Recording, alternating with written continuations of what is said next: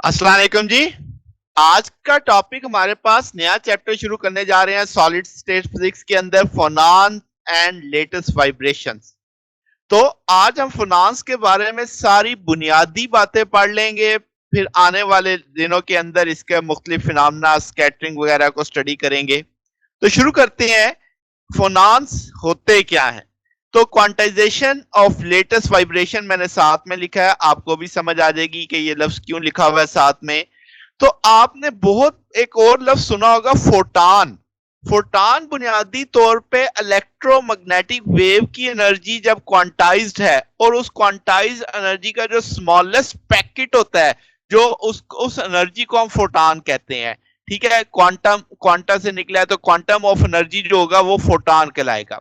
ठीक है, तो हम जानते हैं इलेक्ट्रोमैग्नेटिक वेव्स की एनर्जी क्वांटाइज्ड है, और उन एनर्जीज का जो स्मॉलेस्ट पैकेट होता है, जो आपके पास जो क्वांटा होता है, quantum of energy, that is called photon. अब क्या है जनाब, जब हम लेटेस्ट वाइब्रेशंस की बात करते हैं यानी इलास्टिक वेव, तो आपके पास उसमें भी एनर्जी क्वांटाइज्ड होगी, और उनका जो सबसे छोटा पैकेट होगा एनर्जी का, वो फोनान कहलाएगा। तो इसका मतलब जो फोनान है वो लेटेस्ट वाइब्रेशन के साथ एसोसिएट एनर्जी में से आएगा, कि भाई अगर वो एनर्जी आपके पास, वो एनर्जी भी, चुके एनर्जी तो कंजर्वेशन ला है, एनर्जी तो कंजर्व रहेगी, तो आपके पास वहां पे जो स्मॉलेस्ट पैकेट ऑफ एनर्जी होगा दैट इज कॉल्ड फोनान। अब जरा ये समझ लेते हैं कि लेटेस्ट वाइब्रेशन और इलास्टिक वेव हमने लास्ट लेक्चर में देखा भी था। तो आपके पास जो एटम्स हैं वो पीरियोडिकली अरेंज हैं, एटम मीन पोजीशन के गिर्द वाइब्रेट कर रहे हैं। इन वाइब्रेशंस को लेटेस्ट वाइब्रेशंस कहते हैं। ठीक है, और इन वाइब्रेशन से जो वेव्स पैदा होंगी वो इलास्टिक वेव कहलाएंगी, या उन यानी उन्हें लेटेस्ट वाइब्रेशंस भी कहेंगे। अब ये जो वाइब्रेशन है जिन्हें हम इलास्टिक वेव कह रहे हैं, ये साउंड लाइक की वेव की तरह है, इनको मीडियम चाहिए चलने के लिए। इसका मतलब ये मैकेनिकल वेव्स हैं, तो इलास्टिक वेव मैकेनिकल वेव होगी। ये जाहिर है वेव है तो एनर्जी ट्रांसफर करेगी एक जगह से दूसरी जगह पे। एक बात अब हमें समझ आ गई कि फोनान बुनियादी तौर पे एनर्जी है जो लेटेस्ट वाइब्रेशंस के साथ एसोसिएट है। तो जितनी भी लेटेस्ट वाइब्रेशंस हैं उन सब के अंदर फोनान्स वाला फिनोमेना आएगा। अब मुख्तलिफ तरह के लेटेस्ट वाइब्रेशन के अंदर फोनान हो सकते हैं। थर्मल वाइब्रेशंस होंगी अगर, तो वो आपके पास थर्मली एक्साइटेड फोनान्स हो जाएंगे। साउंड वेव्स अगर आपके पास हिट करेंगी तो एक्यूस्टिकल फोनान्स आएंगे। अगर आपके पास ऑप्टिकल यानी एक्साइटेशन ऑफ ऑप्टिकल ब्रांच आती है क्रिस्टल में लाइट की वजह से, तो वो ऑप्टिकल फोनान्स आएंगे। तो मुख्तलिफ तरह के फोनान्स की कैटेगरी है आपके पास। अब जो फोनान्स और फोटान अगर आप देखें तो दोनों वेव पार्टिकल ड्युअलिटी रखते हैं, कि अब आप जानते हैं कि चलते वक्त अगर ये चल रहे होंगे तो एनर्जी है, जब ये हिट करेंगे किसी को तो पार्टिकल है।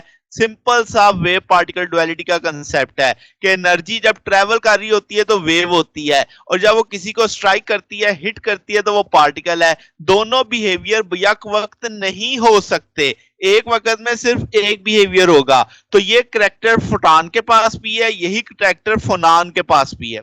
अच्छा, तो हम इनको कौसी पार्टिकल्स के तौर पे भी कैटेगराइज करते हैं। एनर्जी अगर आप देखें तो एच कट ओमेगा है, तो आप जब फोटान की बात करते हो तो आप उसमें एच एफ पढ़ते हो, यहाँ पे एच कट ओमेगा है। ओमेगा यहाँ पे क्या है, angular frequency of mode of vibration के तौर पे आएगा।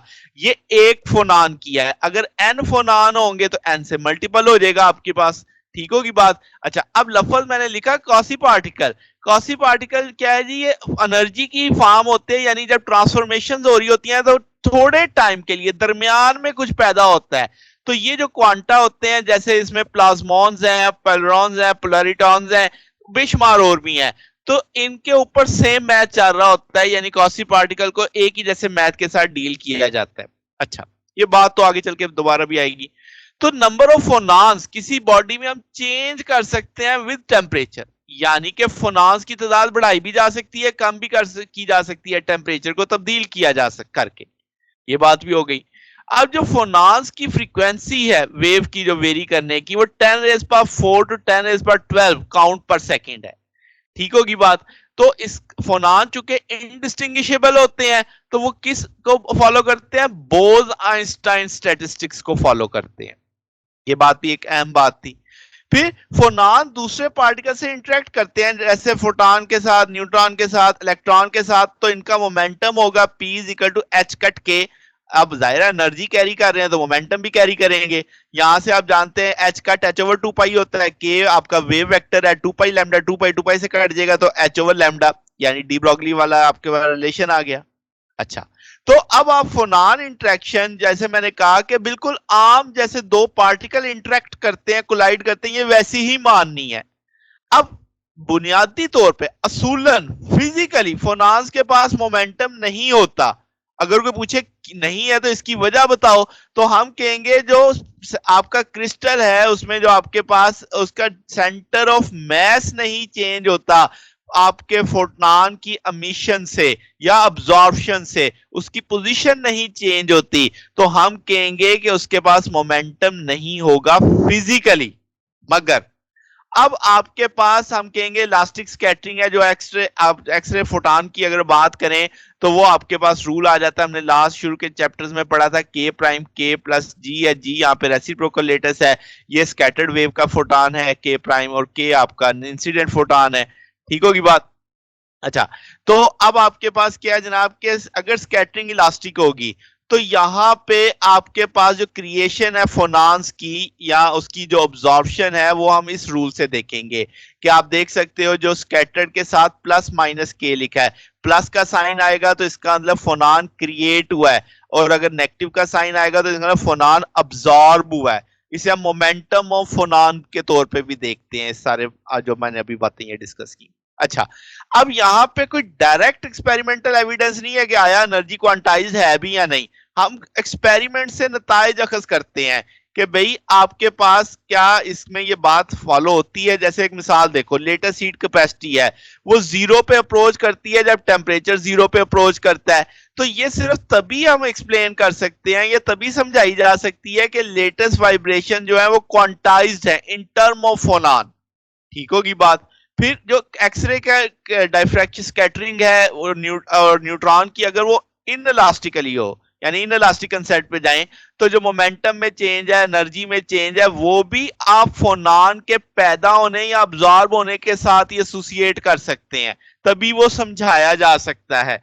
तो ये दो एक्सपेरिमेंट ऐसे हैं जो हमें समझाते हैं कि भाई आपके पास लेटेस्ट एनर्जी जो है वो क्वांटाइज्ड है, तो आपके यानी इस बुनियाद बनती है ये कि वाकई एग्जिस्ट करते हैं भाई ये फोनान्स वगैरह।